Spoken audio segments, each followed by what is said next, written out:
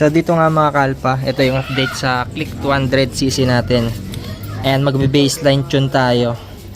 So bali yung pulley set natin dito K-Works Kalkal. Tapos yung torque drive natin stock spring 1512. Bali naka 1112 to ngayon.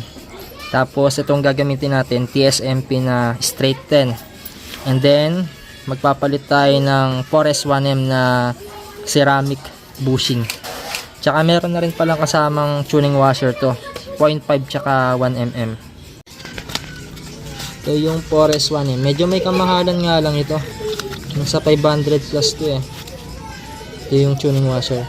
So mas magaan to kaysa sa stock. Ayan o, kagano. Baka ito yung lalagay natin 0.5. Kasi ito mapagpag na to eh. Pero depende sa set ninyo. Tapos ito yung fly ball. Straight 10 muna tayo. Ayan. Diba?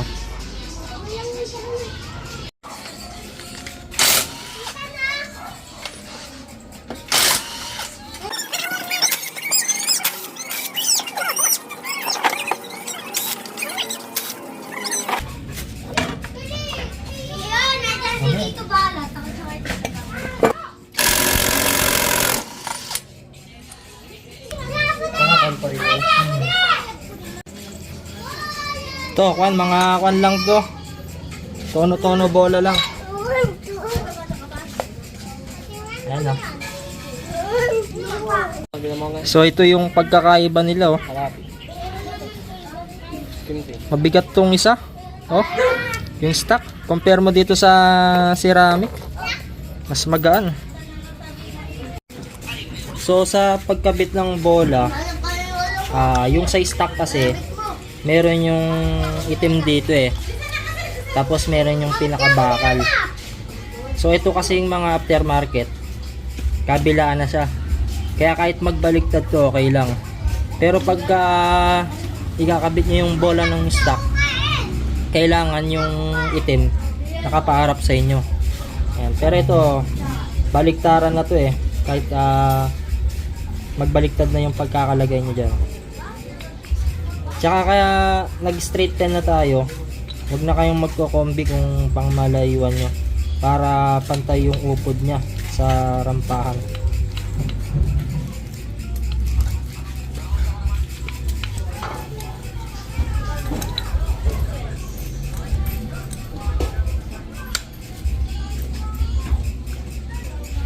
Tapos ito yung 4S1M na ceramic. Lagay na natin. Pero tanggalin ko nga ulit para ipang thumbnail natin. Picturean ko muna.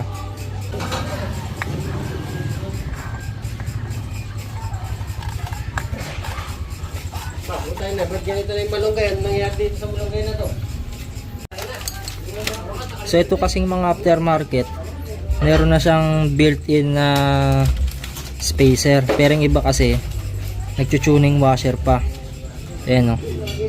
Ito kasi nakakalkal na to eh, stock kalkal to eh, na tawag dito K-Works. Pero ilalagay pa rin natin yung tuning washer.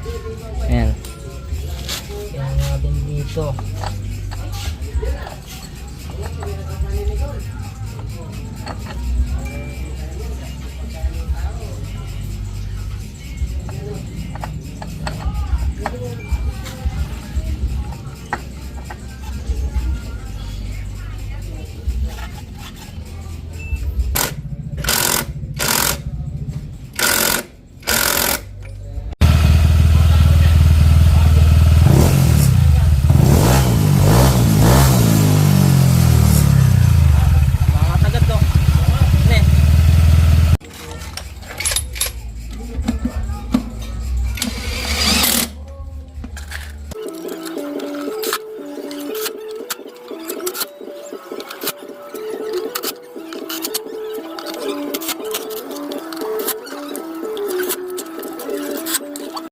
So dito mga kalpa, kinalag ko ulit.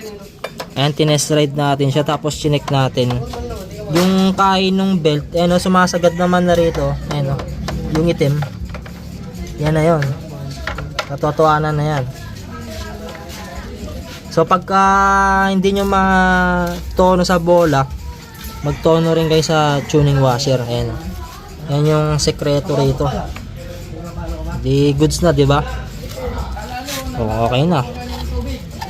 Tsaka minsan pigayin nyo sa gitna. Pagka matigas, okay na yun. Eto, okay yung play ng belt nyo, hindi siya mapagpag. Pagka mapagpag yan, ibig sabihin nagpapabawas siya ng dun sa washer.